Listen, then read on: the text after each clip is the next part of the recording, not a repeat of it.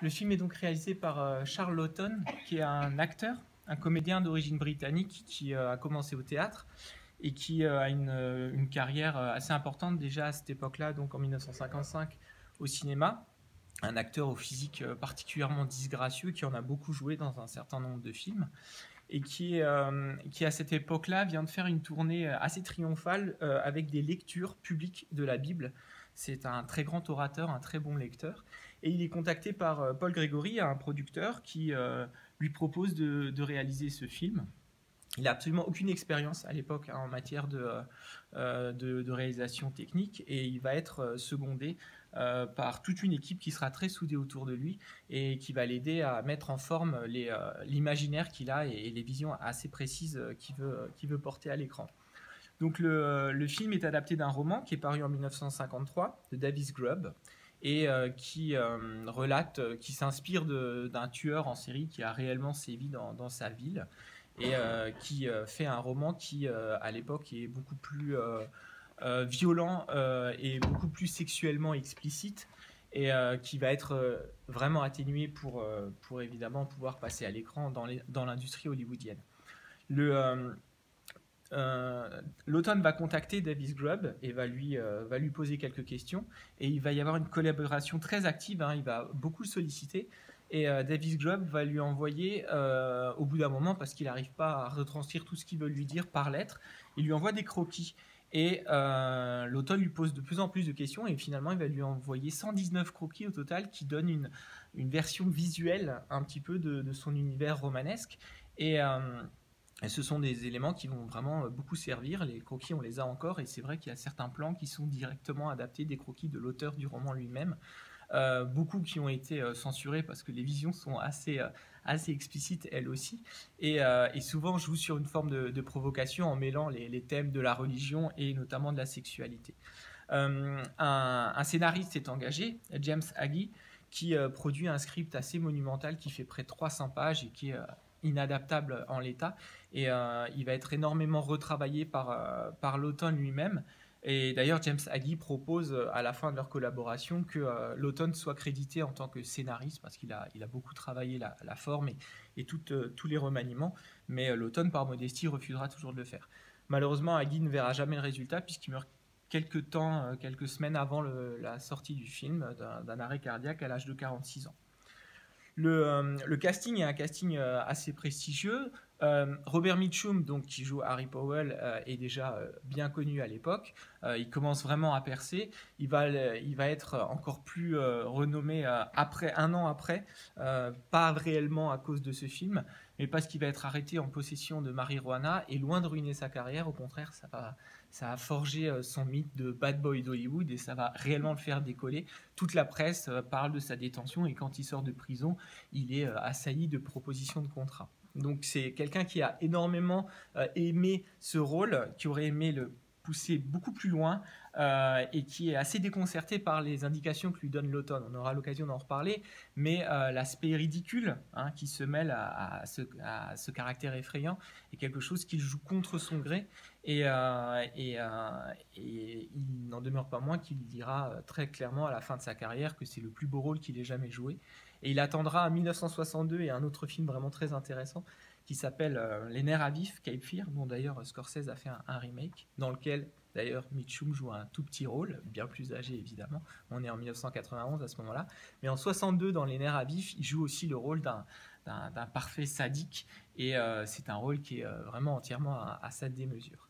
À côté donc de ce rôle-là, vous avez Shelley Winters qui joue le rôle de l'épouse, la mère des enfants, qui est une ancienne élève de théâtre de Laughton et qui donc connaît bien un petit peu son univers et son imaginaire. Et surtout Lillian Gish qui joue donc le rôle de Rachel Cooper et qui est une immense actrice qui a eu son heure de gloire durant la période du cinéma muet et dont Laughton est un admirateur éperdu. Et il a une immense reconnaissance à Lillian Gish de jouer dans ce film. Et pour lui, c'est vraiment un grand honneur que de pouvoir la filmer. Et on le voit dans la manière dont elle est filmée, dont elle apparaît à l'écran. Il y a vraiment un respect, une déférence pour ce personnage. Et d'ailleurs, elle a de nombreux regards caméra. Elle s'adresse directement au réalisateur et aux spectateurs. Et il y a vraiment quelque chose qui est de l'ordre de l'idolâtrie de Laughton pour cette actrice. Les deux enfants qui jouent sont la petite fille est une Miss qui a remporté des concours de beauté et qui va être un petit peu difficile à gérer d'ailleurs sur le tournage. Elle a 5 ans.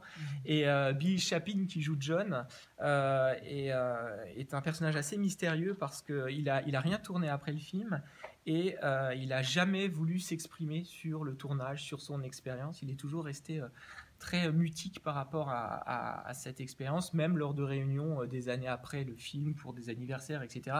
Il était présent, mais il a toujours refusé de s'exprimer, et donc il garde une part de mystère par rapport à son expérience. Le tournage est un tournage assez court, hein, ils arrivent à tout boucler en 36 jours.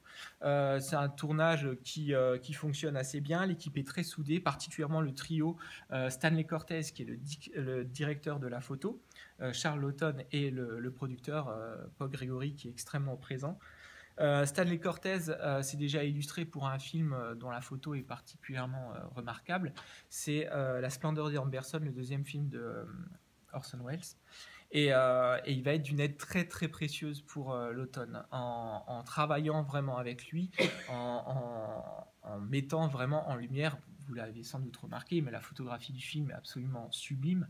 Et il y a des heures et des heures de travail. Et Laughton se rend compte un jour de tournage que pour mettre en ambiance les scènes, étonnamment, Stanley Cortez donc pense en termes de musique. Et un jour, il lui dit, voilà, j'ai tel morceau en tête pour créer l'ambiance de cette scène. Et à ce moment-là, dans ce jour-là du tournage, il parle de la scène où il va tuer son épouse, hein, où on voit très clairement la pièce illuminée telle une chapelle.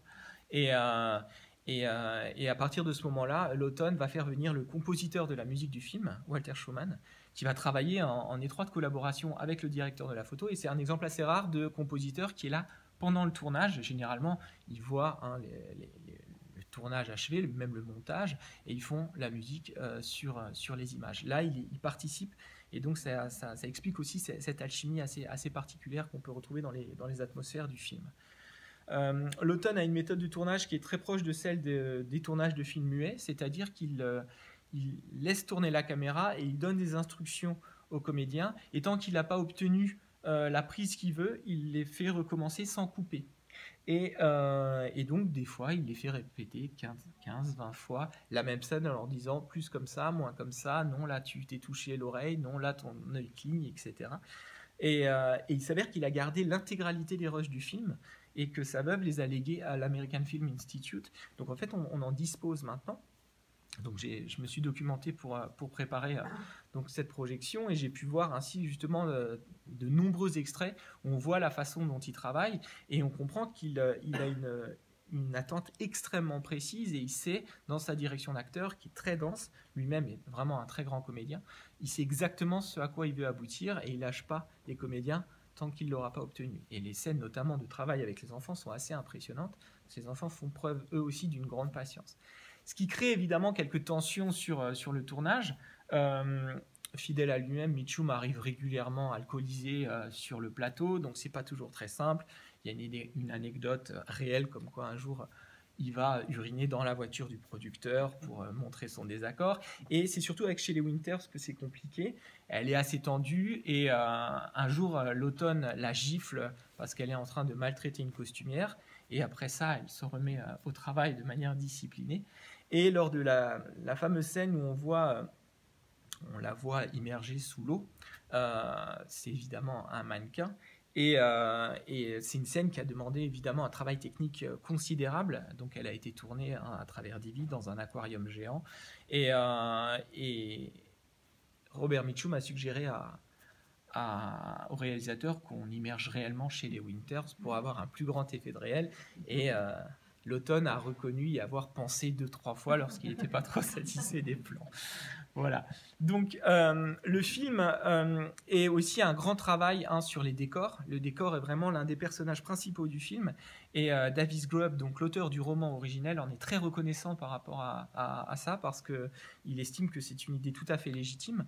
Et donc il y a un travail sur les lieux qui évidemment est en étroite collaboration avec tout ce que la photographie permet de donner comme atmosphère et comme transformation, qui est constant. Et toutes les scènes qu'on voit de la rivière ont été intégralement reconstituées en studio. Il n'y a aucun décor réellement naturel. Et c'est un travail qui a été un travail de longue haleine. Donc voilà, le scintillement des étoiles, ce sont des ampoules qui ont été ajoutées.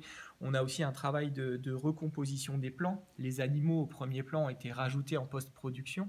La toile d'araignée, par exemple, qui est du fil de nylon qui a été enduit de miel et qui a été remis par devant de manière à ce que les enfants puissent passer derrière. Tout ça a été un travail vraiment de longue haleine et extrêmement précis. Et ça fait partie des choses justement que Mitchum ne comprenait pas, parce que Mitchum n'avait pas vu ça lors du tournage, et lorsqu'il a vu le film terminé, il a un franc-parler dans les interviews qui est assez extraordinaire, Mitchum, et il dit voilà, ils nous ont rajouté des petits lapins et des tortues qui servent à rien, et ils ont atténué toute la noirceur du film, et on voit des divergences de points de vue de traitement qui sont vraiment intéressantes entre le comédien qui lui voulait une noirceur totale et l'automne qui fait un film du point de vue des enfants. Et là, c'est vraiment une des grandes pistes d'analyse du film. Le film donc sort en 1955. Il est très très peu défendu. United Artists qui distribue le film sait pas trop quoi faire de ce film, qui est un film étrange. Et le défend très mal. La sortie se fait de manière un petit peu confidentielle. C'est un échec public, un échec critique. Et l'automne qui s'apprêtait à reprendre le chemin des plateaux avec la même équipe, donc Stanley Cortez à la photo et Paul Gregory à la production, donc avait le projet d'un film qui s'appelait Les Nus et les Morts, et il finira par abandonner parce qu'on ne le soutient pas. Et il a été extrêmement protégé pendant le tournage de La Nuit du Chasseur, où on l'a vraiment laissé faire tout ce qu'il voulait, et là il sent bien que ce sera plus du tout les mêmes conditions, vu que le film n'a pas été un grand succès, et donc il préfère abandonner. Et il ne tournera plus jamais d'autres films. Ce qui fait que ce film est unique aussi de ce point de vue-là, c'est-à-dire que c'est le premier et le dernier film de son réalisateur. Alors, pour ce qui est un petit peu des analyses par rapport au film, je vous disais tout à l'heure que c'est un film qui est fait du point de vue des enfants, et ce qui est intéressant dans un premier temps, c'est de voir la vision qu'il donne du monde des adultes. Et c'est un monde qui est totalement défaillant de manière vraiment univoque. Si on voit la manière dont les adultes sont évoqués, soit ils cèdent au fanatisme, soit ils cèdent au commérage, à l'hystérie collective, à l'alcool aussi. Toutes les figures d'adultes sont des figures qui sont défaillantes et qui vont mettre les enfants dans une position qui ne devrait pas être la leur. Le Uncle Birdie, qui est censé pouvoir à un moment les sauver, qui s'y est engagé, ne pourra pas parce qu'il est totalement ivre. La mère cède au fanatisme. Le père, en voulant les aider, va en réalité tuer des hommes et les rendre orphelins.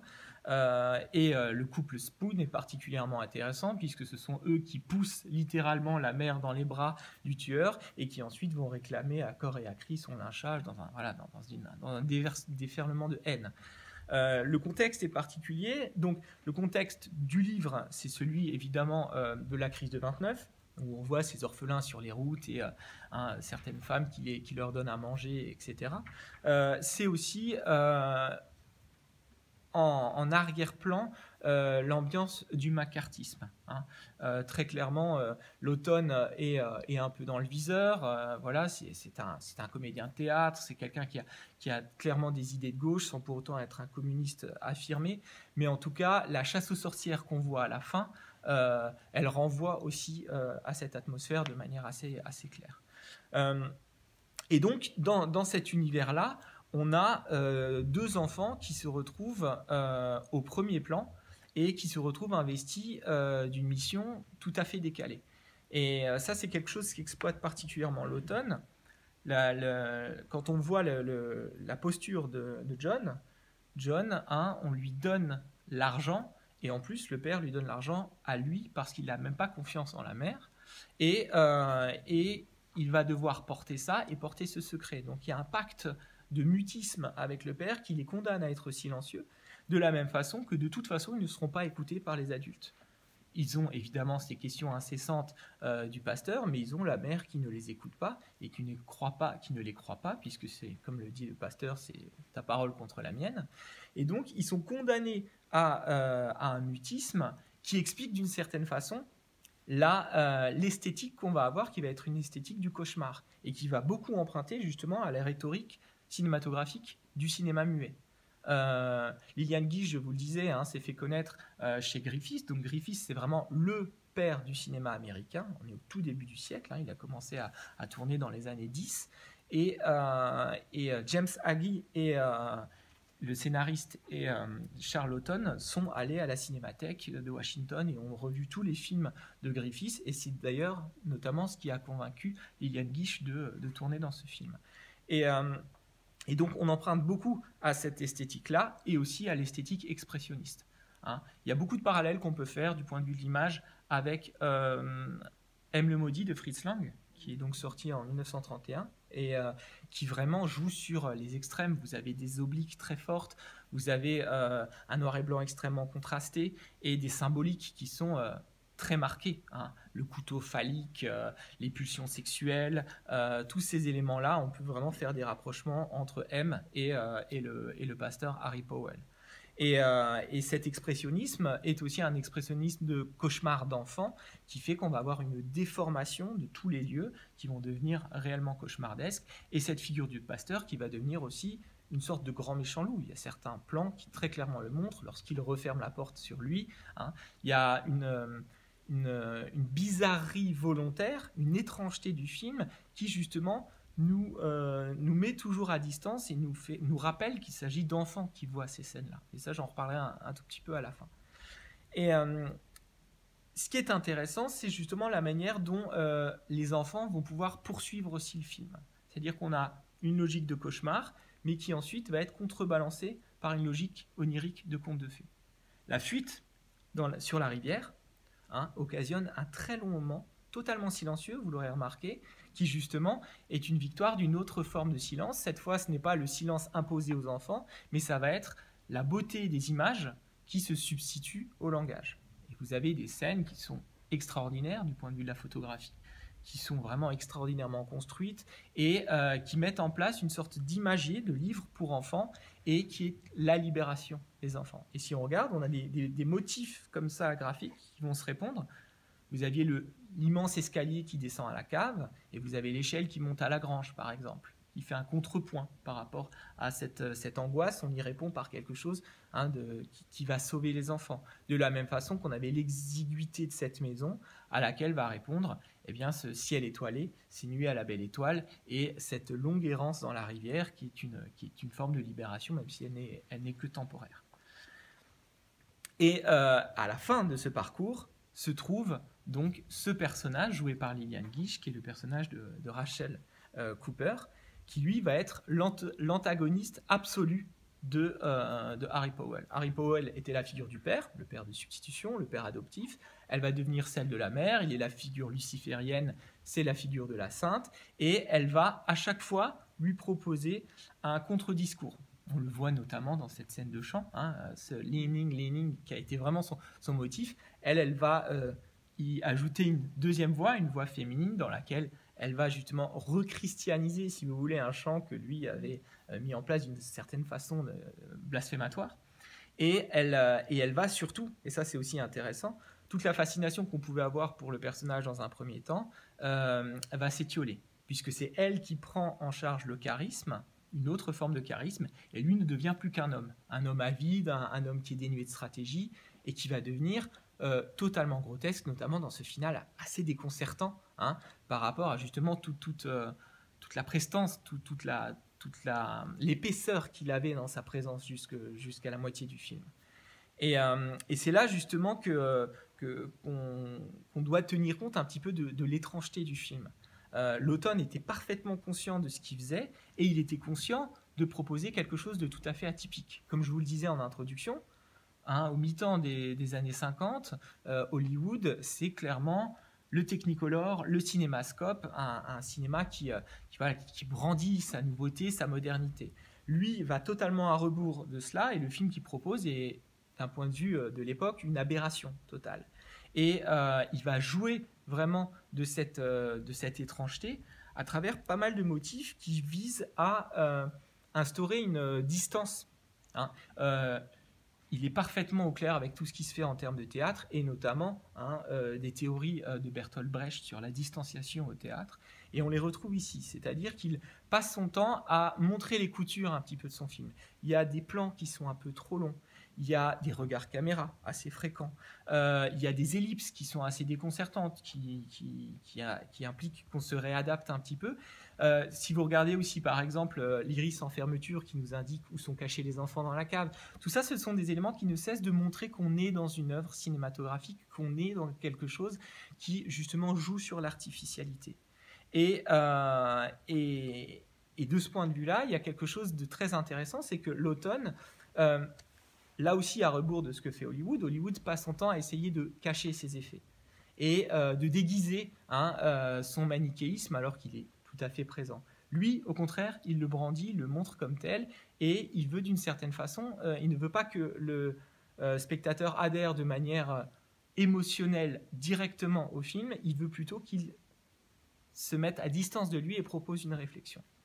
Et c'est la raison pour laquelle on se retrouve face à un film extrêmement ambivalent, où tous les personnages peuvent mener à un antagoniste, où les enfants eux-mêmes se retrouvent dans une posture d'adulte, et où, finalement, contrairement à bien des films, on est dans un anti-récit initiatique. Si on regarde le parcours de John, John a été investi d'une mission, c'est de devenir le père de sa petite sœur.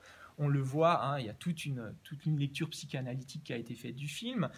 Si vous regardez à l'arrestation du père et à l'arrestation de Harry, il reproduit exactement les mêmes gestes, il se tient le ventre, et quand il dit c'est trop lourd pour moi, il brandit cette poupée qui elle-même contient en son ventre toute cette somme d'argent qui est sa culpabilité à porter, de la même façon que Pearl avait pris des billets, les avait découpés et avait dit c'est John et c'est Pearl. Donc il y a vraiment toute cette idée d'un poids et d'une paternité, d'une maternité qu'on impose à des enfants qui ne sont pas en âge de la supporter. Et donc contrairement à un récit initiatique traditionnel qui veut qu'un enfant grandisse et apprenne des leçons et une maturité nouvelle au terme du récit, La Nuit du Chasseur, c'est l'inverse. Ce sont des enfants qui vont apprendre à redevenir enfants.